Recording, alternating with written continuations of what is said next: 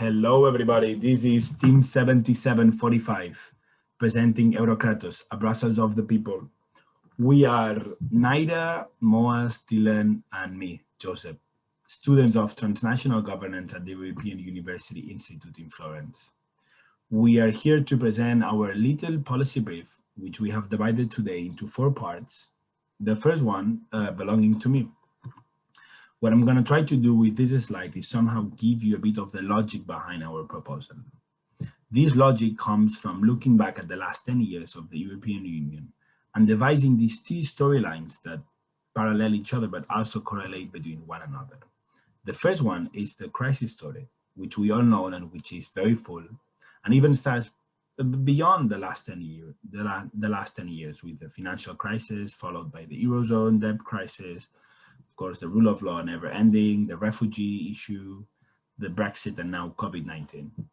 If we are to think about this idea of the European Union being built on the management of its own crisis, and we apply it to political imagination, we have come to realize that the ones who have been able to capture the momentum and benefit from the logic of this crisis are the populist forces, the far-right movements, and the Eurosceptics throughout all the continent. Now, if we take a right and we look at this democratization story, which to us, it's the story of how the European Union has been reflecting on its own very original sin and how the European Union is trying to realize these stories, these theories of transnational democracy into political practices and instruments.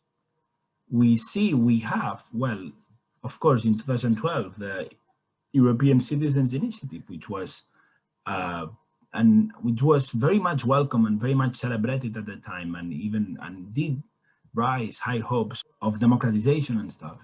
Then 2 years later, we have the Spitzenkandidaten as another form, as another way of somehow furthering down the instances of democratization into the functioning of the European Union. And now, this year, as we all know probably, we have the Conference of the Future of Europe, which back in the day initially did raise also very high hopes, and it unleashed this very much big potentiality of democratization. But as we now approach to its concretization, we have come to realize that as well it has been very much diluted by institutional logics and realpolitik, basically.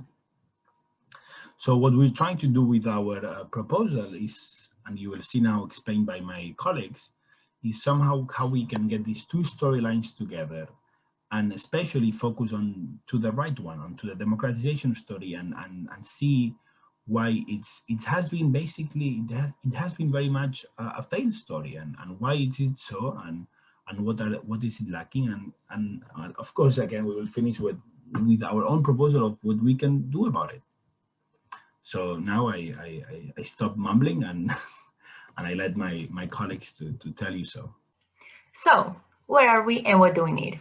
We need a more united, solidaristic, and harmonized EU that is capable of boosting its institutional legitimacy and improving its degree of public trust, which seems to be today at an all-time low, and is aching for a level of revival of the hopes and dreams that marked the foundation of the EU. We need more ambitious levels of transparency, inclusivity, accountability, and direct participation. And that can only be achieved if every European has the same opportunity of representing themselves and each other in our institutions. We need to raise awareness of how decisions are made and how they affect us, and who better to make these decisions than the people who are going to be affected and subject by them, and especially who better to communicate them beyond the institutional walls. We also need to tackle this perceived confusing maze of institutions, electoral practices, party politics, and lobbying pressures, and instead substitute them by informed, pluralistic, and knowledge-based solutions that reflect and represent what Europe looks like today. What do we propose? We propose the selection of 3 citizens from each member state to serve in the European Senate. This will happen through sortition, which will take place twice. One in December and the other in June. Each batch of 3 citizens will serve for a period of 1 year. The first batch from January until December, and the second batch from July until June the following year. This will help a lot in the transfer of power, as senators will be able to share experiences formally and informally with one another. And before them assuming their duties, there will also be training. The training will happen one weekend every month. And before they take their offices, there will be a boot camp for the period of 2 weeks. This will help a lot in the citizen engagement, as politics will be brought to the most distance from the European project, as the Senate presidency will continue, yet with an amendment version of the Council of Ministers of the European Union, and they will go through the European Capital of Culture. Meetings will be carried online, as we have learned through COVID, and also it will decrease their carbon footprint. And those who will assume the duties as European senators, it will be considered as a European civic duties, and they will be reimbursed with a salary which is equal to the salary of a member of the European Parliament. Hello, I'm Dylan Casey Marshall, and I will be talking about the numerous advantages, challenges, and opportunities that our policy proposal brings to the European Union. Firstly, a European Senate based on sortition will bring a huge amount of cognitive diversity into the European policy-making process. Many in Brussels and the capitals of the member states may be somewhat aghast at our proposal, although numerous studies have found that cognitive diversity is actually more effective in policymaking than technical expertise. Secondly, it will drive citizens' engagement, as Europeans from all walks of life will be able to have their input, have their ideas, and have a voice in European policymaking, far more so than now. Thirdly, it will increase transparency by opening up the institutions to the voices of the citizenry, and it will somewhat disassemble the so-called iron cage bureaucracy that is currently present in the European Union.